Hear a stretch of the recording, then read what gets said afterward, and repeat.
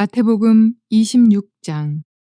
예수를 잡은 자들이 그를 끌고 대제사장 가야바에게로 가니 거기 서기관과 장로들이 모여 있더라. 베드로가 멀찍이 예수를 따라 대제사장의 집들에까지 가서 그 결말을 보려고 안에 들어가 하인들과 함께 앉아 있더라. 대제사장들과 온 공회가 예수를 죽이려고 그를 칠 거짓 증거를 찾음에 거짓 증인이 많이 왔으나 얻지 못하더니 후에 두 사람이 와서 이르되 이 사람의 말이 내가 하나님의 성전을 헐고 사흘 동안에 지을 수 있다 하더라 하니 대제사장이 일어서서 예수께 묻되 아무 대답도 없느냐. 이 사람들이 너를 치는 증거가 어떠하냐 하되 예수께서 침묵하시거늘 대제사장이 이르되 내가 너로 살아계신 하나님께 맹세하게 하노니 내가 하나님의 아들 그리스도인지 우리에게 말하라. 예수께서 이르시되 네가 말하였느니라. 그러나 내가 너희에게 이르노니 이후에 인자가 권능의 우편에 앉아 있는 것과 하늘 구름을 타고 오는 것을 너희가 보리라 하시니 이에 대제사장이 자기 옷을 찢으며 이르되 그가 신성모독하는 말을 하였으니 어찌 더 증인을 요구하리요. 보라, 너희가 지금 이 신성모독하는 말을 들었도다. 너희 생각은 어떠하냐. 대답하여 이르되 그는 사형에 해당하니라 하고 이에 예수의 얼굴에 침 뱉으며 주먹으로 치고 어떤 사람은 손바닥으로 때리며 이르되 그리스도야 우리에게 선지자 노릇을 하라. 너를 친 자가 누구냐 하더라.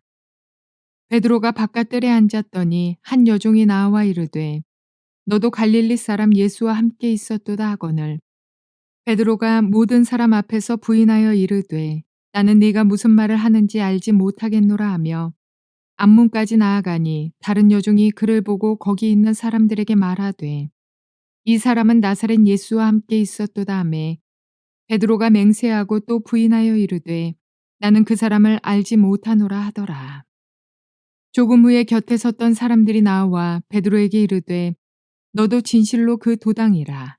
네 말소리가 너를 표명한다 하거늘 그가 저주하며 맹세하여 이르되 나는 그 사람을 알지 못하노라 하니 곧 닭이 울더라. 이에 베드로가 예수의 말씀에 닭 울기 전에 네가 3번 나를 부인하리라 하심이 생각나서 밖에 나가서 심히 통곡하니라. 좋은 날입니다. 성령님께서 오늘도 여러분의 심령 가운데 큰 은혜와 평강 주시기를 주님의 이름으로 축복하여 드립니다. 은혜와 평강뿐만 아니라 여러분의 심령 속에 감사가 넘치는 기쁨의 일을 오늘도 허락해 주시기를 축복하여 드립니다. 오늘은 마태복음 26장 57절부터 75절까지의 말씀을 통해서 주님의 음성을 듣기를 원합니다. 대제사장들과 산헤드린 공회원이 예수님을 올무에 빠뜨려 죽이려고 하는 장면과 베드로가 3번 예수님을 모른다고 부인한 내용을 우리에게 들려주고 있습니다. 저는 제목을 그래서 버림당하신 예수님, 나는 어디에 있는가? 라는 제목으로 말씀을 전해드리려고 합니다. 대제사장과 산헤드린 공회원들, 그들은 종교 지도자요 정치 지도자라고 말할 수가 있고 베드로는 예수님의 제자입니다. 이 두 부류의 사람들의 실패를 통해서 나는 지금 어디에 있는가 하는 것을 돌아보는 것은 참 의미가 있지 않겠는가 하는 생각을 가지게 되어집니다. 오늘 57절부터 75절까지인데 먼저 57절부터 68절까지에 보면 대제사장들과 온 공회가 예수를 죽이려고 거짓 증거를 찾더라 하는 이야기가 나옵니다. 예수를 잡은 자들이 끌고 대제사장 가야바에게로 가니 거기 서기관과 장로들이 모여 있더라. 베드로가 멀찍이 예수를 쫓아 대제사장의 집들에까지 가서 그 결국을 보려고 안에 들어가 하숙들과 함께 앉았더라. 대제사장들과 온 공회가 예수를 죽이려고 그를 칠 거짓 증거를 찾으매 대제사장과 온 공회원들, 장로들, 이 모든 사람들은 지금 예수를 죽이기 위해서 거짓 증거를 찾고 있습니다. 거짓이라는 걸 알고 있습니다. 그런데 예수를 거짓 증거를 통해서라도 죽이려고 합니다. 그들에게 기득권을 공격하는 예수님에 대해서 혹은 그들의 모세의 율법 종교, 유다이즘을 공격하는 예수님에 대해서 참을 수 없는 분노가 일어나서 그들은 마음으로 결정을 한 것이죠. 이 대제사장들과 산헤드린 공회원들 그리고 장로들은 예수를 올무에 빠뜨리려는 의도와 목적을 가진 사람들입니다. 제가 여기서 강조하고 싶은 것은 사람의 의도와 목적, 내가 하고 싶은 것, 내가 어떻게 해서라든 저 사람을 무너뜨려야 되겠다. 어떻게 해서든지 내가 옳다는 것을 증명해 보여야 되겠다. 저 사람이 잘못됐다는 것을 내가 반드시 이야기를 해야 되겠다. 부부 사이에도 일어날 수 있고 친구 사이에도 일어날 수 있고 심지어 하나님의 사역자들 가운데서도 일어날 수 있는 일입니다. 나의 의도, 나의 목적, 예수를 잡아 죽이려고 하는 사람들. 생각해 보면 종교 지도자이고 정치 지도자들이기 때문에 오히려 법을 아는 사람들이고 하나님을 두려워하는 사람들인데도 불구하고 거짓 증거를 일부러 만들어내더라는 거예요. 이게 사람의 타락한 본성의 모습입니다. 이게 대제사장들과 장로들에게만 있는 이야기입니까? 아니요. 우리에게도 동일하게 있는 이야기죠. 부부 사이에도요. 내가 옳다는 것을 증명하기 위해서 저 사람이 잘못된 점을 끝까지 찾아내고 어떻게든 설득을 시키고 어떻게든 깨닫게 하려고 노력하고 있지 않습니까? 내가 옳다는 것이지요. 목적이 있다는 것입니다. 여기에서 부부싸움은 심화되어지고 그것이 계속 반복되어질 때 서로를 신뢰할 수 없는 관계까지 나가는 사람이 많이 있습니다. 슬픈 이야기지만 사실입니다. 부모와 자녀 사이도 마찬가지입니다. 재산 문제를 놓고 일어나는 이야기를 많은 한국에서 듣게 되어집니다.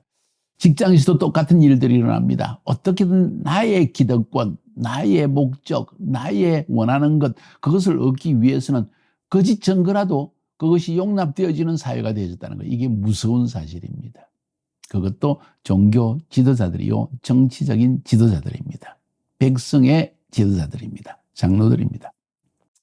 거짓 증인이 많이 왔으나 얻지 못하더니 후에 두 사람이 와서 가로되 두 개의 증인이 거짓 증언이 아주 주요했다는 거죠. 가로되 이 사람의 말이 내가 하나님의 성전을 헐고 사흘에 지을 수 있다 하더라. 비슷한 말씀을 주님이 하셨죠. 그 예수님이 하신 말씀의 앞뒤는 다 잘라버리고 전체의 맥락도 잘라버리고 컨텍스트도 없애버리고 딱 한 문장을 가지고 뽑아내는 것입니다. 매스미디어에서 종종 이런 일들을 보게 되어집니다. TV나 라디오나 여러 가지 그 매스미디어를 통해서 사람들이 자기의 목적을 이루기 위해서 저 사람을 공격하기 위해서 그죠? 좌파 우파 서로 갈라져 가지고 계속 그 유리한 말만을 뽑아내 가지고 공격하는 이 어리석은 사람들. 참 하나님 심판대 앞에서 심판을 받아야 마땅한 사람들. 참 진리를 구하기보다는 내 목적을 정당화시키기 위해서 거짓 증거를 찾아내는 사람들. 이게 멀리 있는 이런 정치인들이나 혹은 거짓 종교인들에 가면 있는 이야기입니까? 아니 우리 안에도 내재하고 있는 죄인된 본성이라는 것을 우리는 깨달아야 하지 않을까요? 대제사장이 이르러서 예수께 묻되 아무 대답도 없느냐? 이 사람들이 너를 치는 증거가 어떠하뇨? 네가 진짜 하나님의 성전을 헐고 사흘 만에 지을 수 있다고 했느냐?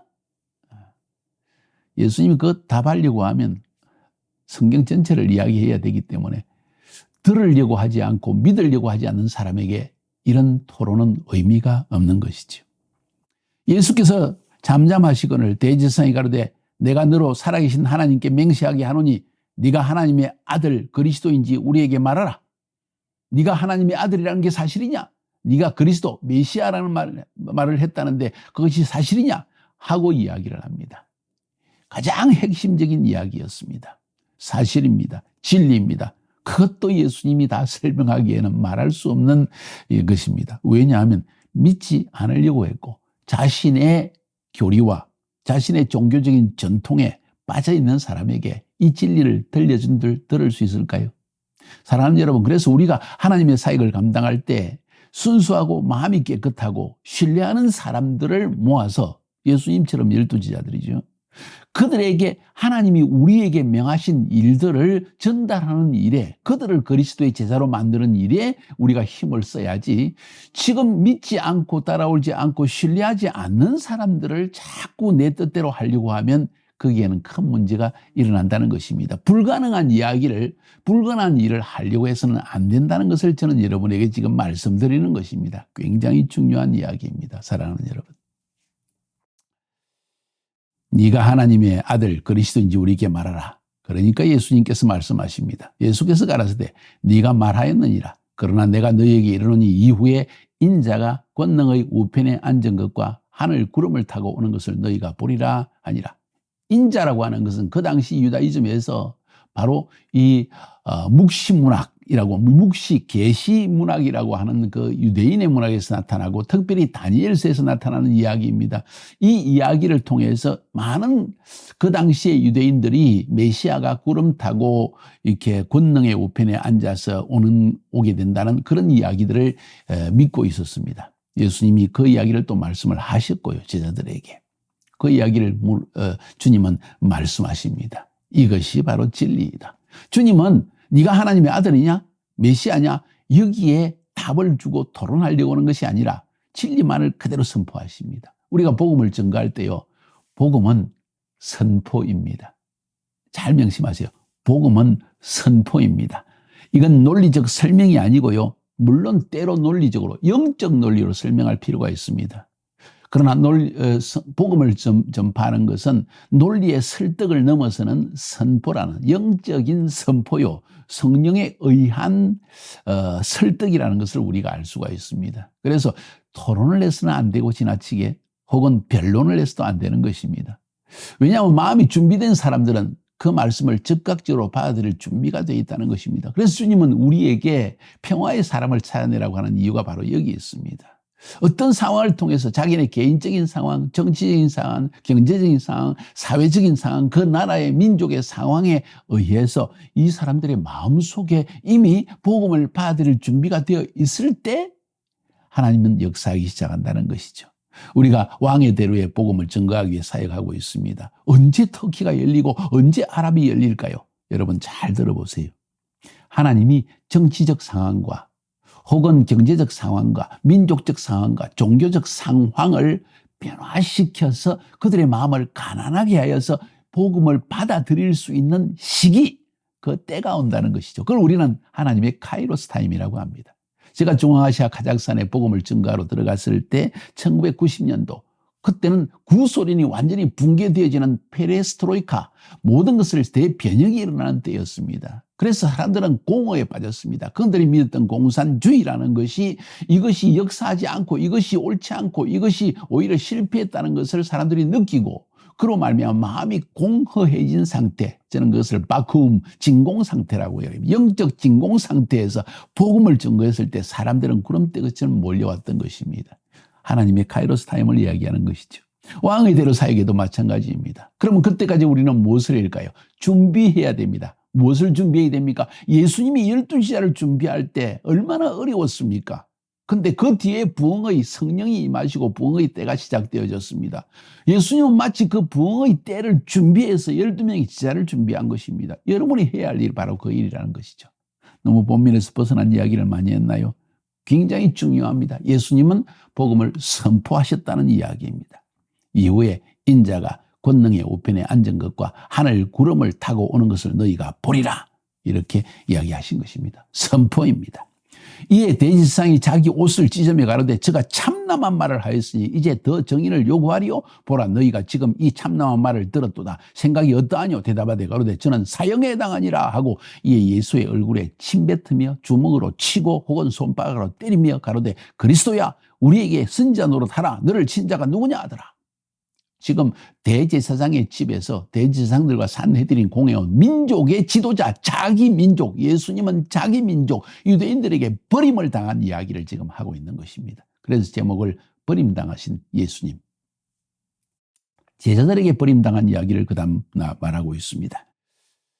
69절부터 75절까지의 이야기입니다. 베드로가 바깥들에 앉았더니 한 비자가 나와 가로되 너도 갈릴리 사람 예수와 함께 있었도다 하거늘 베드로가 모든 사람 앞에서 부인하여, 모든 사람 앞에서 자기의 서성을, 자기에게 은혜 준 분을 부인하여, 자기에게 은혜 주고 자기를 구원해 준 사람을 부인할 뿐만 아니라 욕하거나 은근히 비판하는 사람 많이 있죠.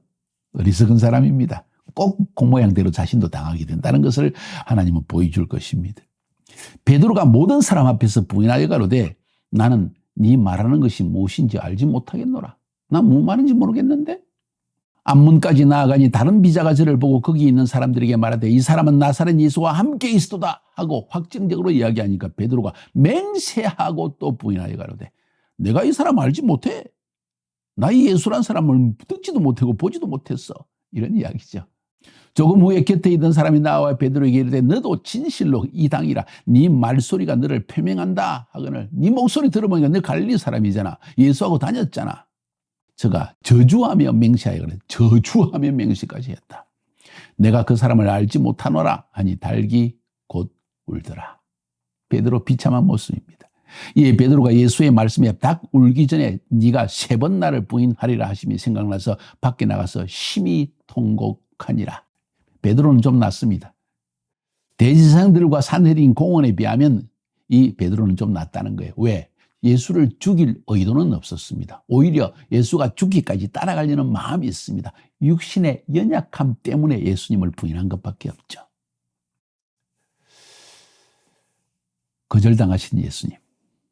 여기를 통해 배울 수 있는 게 뭘까요? 주님은 자기 백성의 지도자에게 버림을 당했고 쉽게 자기 민족에게 완전히 버림을 당한 것입니다. 베드로, 가장 사랑하는 영적 제자에게서 버림을 당했습니다. 뭘 우리에게 주님은 말씀하고 있는 것일까요? 오늘 본문을 통해서. 사역자의 삶의 모습을 보여줍니다. 메시아적 사역을 행하는 자는